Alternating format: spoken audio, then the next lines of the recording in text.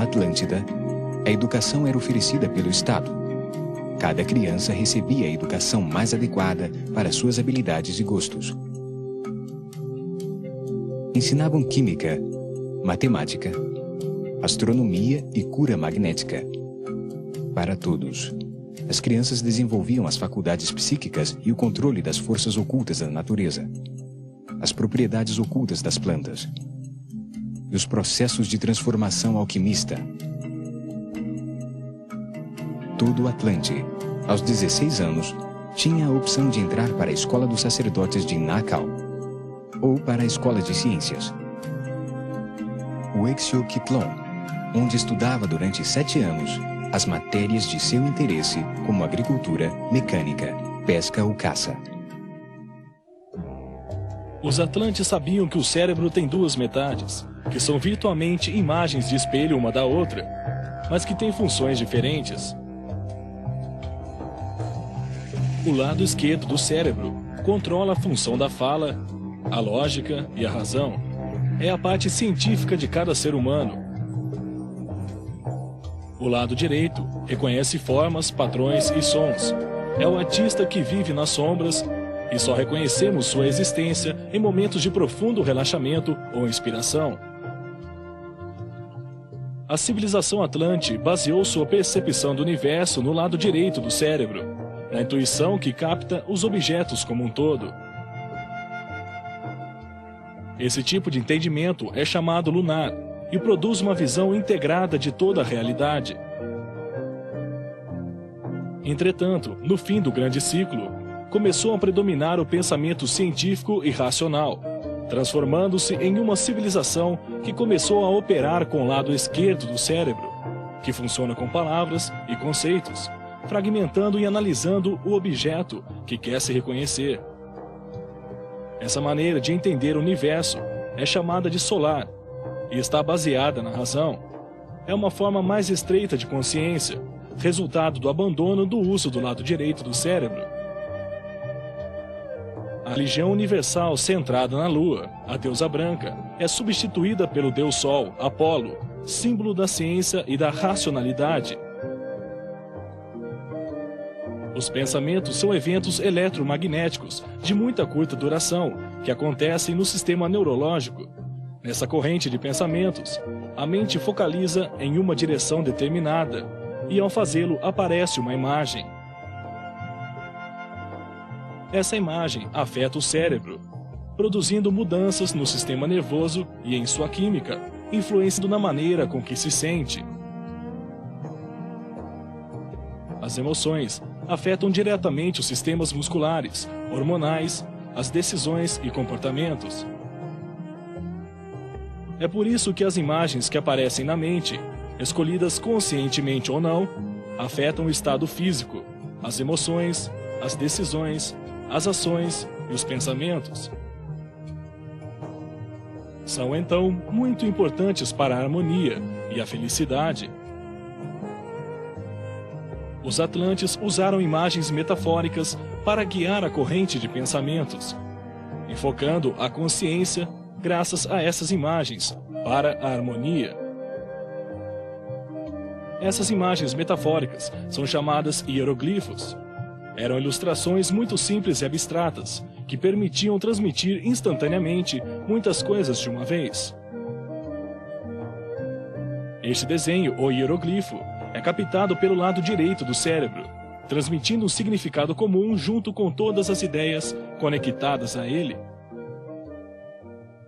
A ilustração transmite tudo o que significa o objeto, como se tivesse ensinado o que representa, para que serve, quem o fez e como se utiliza. Ao se colocar muitas ideias simultâneas, a realidade interna de cada indivíduo é imediatamente acionada, o que dá então a ideia representada no desenho. Essa forma de comunicação por imagens e não por palavras é a base da telepatia, que é uma faculdade do lado direito do cérebro.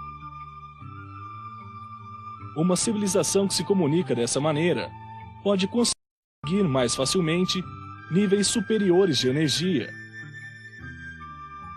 A palavra é uma coleção de letras e sílabas que capta o lado esquerdo do cérebro, baseada na linguagem humana, em vez de em desenhos de objetos. Um símbolo representa cada sílaba e cada palavra, designa um objeto que se expressa em um só conceito congelado. A escritura de sílabas, que supõe-se tenha sido um dos avanços mais importantes da história do homem, apareceu quando abandonaram um sistema baseado no lado direito do cérebro, que usava as imagens para conectar muitas ideias simultaneamente. Esse foi realmente o significado da Torre de Babel. Representou a perda da comunicação através das imagens, um acontecimento que atrasou o desenvolvimento da consciência do homem. Essa maneira lunar intuitiva, baseada no lado direito do cérebro, combinada com a maneira atual racional, baseada no lado esquerdo do cérebro, pode levar o homem a um novo lugar. O uso simultâneo dos hemisférios. Isso pode acelerar o desenvolvimento de sua consciência e conduzi-lo a elevadíssimos níveis de energia. Esse foi o caso dos maias. Com certeza, esse foi o propósito do universo: conduzir a humanidade da intuição para a razão e depois a um estado simultâneo de razão e intuição. As faculdades psíquicas estão ali como herança da raça, esperando o esforço individual para recuperá-las e dar à nossa personalidade mais clareza e mais poderes para transcender. É muito importante reconhecer a existência de um sistema de conhecimento que perceba o universo como um todo. Uma forma diferente da fragmentada e racional do homem atual, que não permite que ele encontre o sentido da vida. Essa é uma das conexões que devemos fazer com os Atlantes, para aproveitarmos as experiências passadas, que são como a água, que flui na mente da humanidade. Através dos canais que margeavam os campos cultivados, os pastos com gado e ovelhas. A água do rio Parfa chegava até a parte externa da cidade circular de Poseidon. Tinha 30 quilômetros de diâmetro. A cidade estava projetada como uma sucessão de anéis circulares de terra e água, comunicados por 10 pontes pênseis. 4 pontes pênseis uniam o campo com a cidade, atravessando a muralha circular externa de bronze, que formava a grade de um enorme hipódromo que dava a volta toda em um anel de terra e proporcionava uma vasta trilha para as corridas com os cavalos e seus jinetes.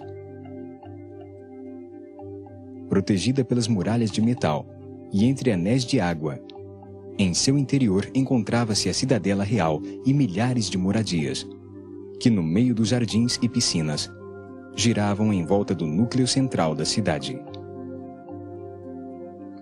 Seus conhecimentos da transformação de elementos e metais e as grandes minas da ilha de Tarshi permitiram a utilização em grande escala de metais na arquitetura. Os edifícios eram construções de grandes proporções, muitos dos quais tinham jardins bem elaborados. Havia fontes por todas as partes. Muitas casas tinham forma de domos e de cones que terminavam em pontas. 4 pontes pênseis de auricalco conduziam ao segundo anel de terra, que tinha meio quilômetro de largura. Ali, entre jardins e fontes, construíram templos piramidais e vivendas. A maioria das casas dos oficiais da corte e o palácio dos estrangeiros estavam onde ficavam os forasteiros por conta do governo, quando decidiam ficar em Poseidon.